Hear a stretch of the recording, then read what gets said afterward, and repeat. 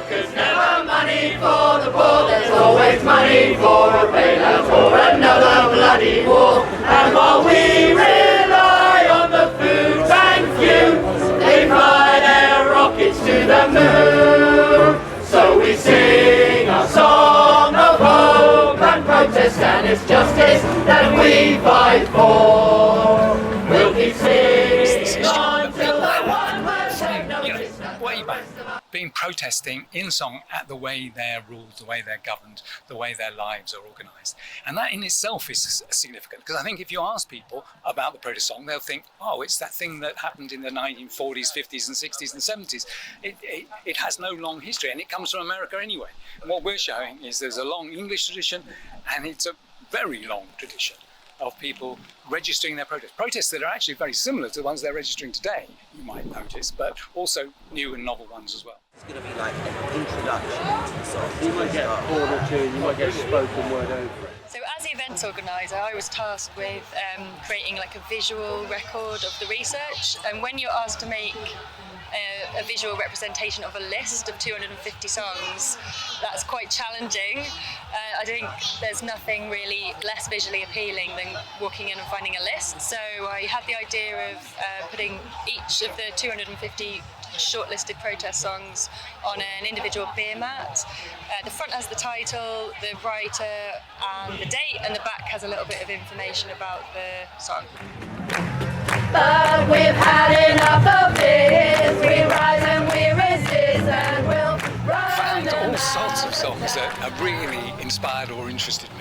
For example, a song that was composed by the women at the Greenham Common camp protesting at the nuclear weapons and the cruise missiles that were being based there, called Brazen Hussies, which is a song saying, you can call us what you like, but we're going to stay here and we're not going to move until those missiles move too.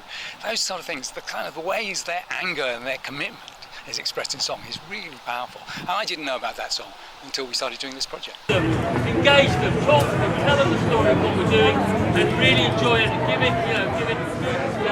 Above each tyrant's crown and break his sword. Down with his sword.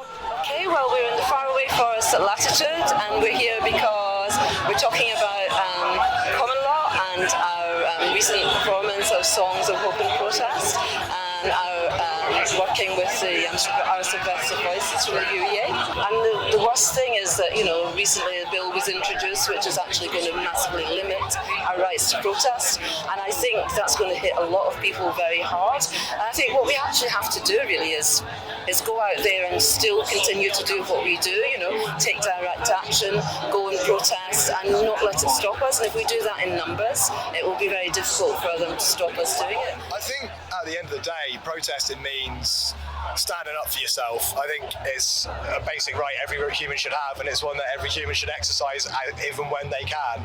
It's always going to be the case there's something wrong in the world, and the only way it changes is through people getting on their feet and fighting about it. I'd say that the things I want to protest at, there's obviously our inactivity over climate change. There is no larger issue, it seems to me.